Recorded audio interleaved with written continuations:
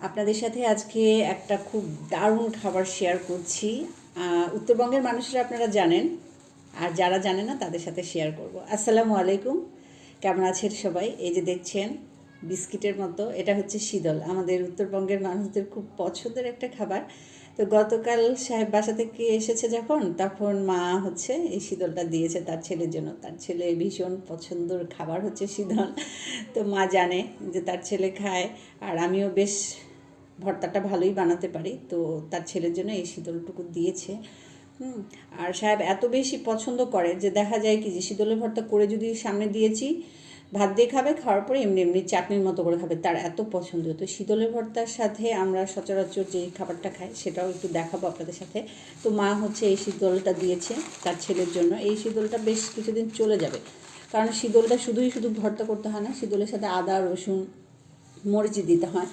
আর এখানে দেখছেন পলিথিনের মধ্যে এগুলো মা হচ্ছে আমার জন্য পাঠিয়েছে, যাতে তার বৌমা স্কিন কেয়ার করতে পারে প্রাকৃতিক উপায়ে। তা আমি যখন বাসায় থাকতাম তখন আমি অনেকগুলো অ্যালোভেরার গাছ লাগিয়েছিলাম টবের মধ্যে, কিছু টব ছাদে, কিছু টব নিচে। তো নিচে যেগুলো নামিয়ে রেখেছিলাম সেগুলোরও নষ্ট হয়ে গেছে, আর ছাদেরগুলো এখনও ভালো আছে, কিন্তু যত্নের অভাব, পানি দেওয়ার অভাব। কে পানি দিবে? বাসায় আসলে সেরকম মানুষ নেই পানি দেওয়ার মতো। তো যেভাবেই হচ্ছে আর কি, আল্লাহ রহমতে ওভাবেই। তো এই কারণে পাতাগুলোর গ্রোথ একটু কম। যখন বর্ষার সময় হয় তখন কিন্তু পাতাগুলো অনেক বড় বড় হয়, সতেজ সবুজ রঙের হয়। এখন শীতকাল, পানি কম পাচ্ছে, আর আসলে মা আরও পারে না, ছাদ বয়ে নিয়ে গিয়ে পানি দেওয়ার মতো অবস্থা নেই। তাই প্রাকৃতিক উপায়ে গাছগুলো যেরকমভাবে বেঁচে আছে শুকর আলহামদুলিল্লাহ করি। তো এগুলো মা হচ্ছে অ্যালোভেরার পাতাগুলো আমার জন্য দিয়েছে আর কি। এই যে যখনই সাহেব বাসায় যায় মা হচ্ছে আমার জন্য এই অ্যালোভেরার পাতা পাঠিয়ে দেয়, যাতে আমি চুলে লাগাতে পারি, স্কিনে লাগাতে পারি।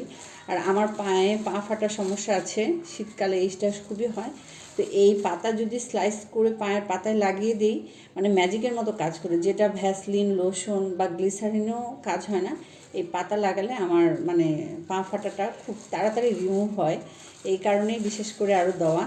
তো যাই হোক, যেটা বলছিলাম যে শীতলের ভর্তার সাথে আমাদের উত্তরবঙ্গের মানুষের আমরা যেটা খাই সেটা হচ্ছে সাথে আলুর ভর্তা আর এই লাফা শাকের ঝোল। লাফা শাকের ঝোলটা সচরাচর আমাদের উত্তরবঙ্গের মানুষেরা আমরা খাই, বাংলাদেশের আর কোথাও এই শাকটা খাই কি না জানি না। আমি যখন ঢাকায় ছিলাম, ঢাকাতে কিন্তু পাওয়া যেত না, শুধুমাত্র মোহাম্মদপুরের দিকে দেখতাম যে আমাদের উত্তরবঙ্গের মানুষেরা আমরা ওখানে বেশি থাকতাম, তো ওখানে এই শাকটা পাওয়া যেত। তো কাঁচা অবস্থায় দেখাতে পারলে হয়তো বুঝতে পারতেন।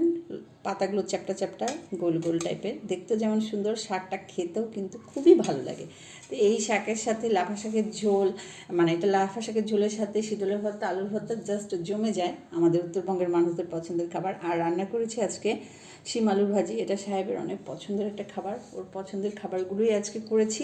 একটু পরে শীতলের ভর্তা করবো, সেটাও আপনাদের সাথে শেয়ার করবো। তো আজ এই পর্যন্তই, আল্লাহ হাফেজ, আসসালামু আলাইকুম।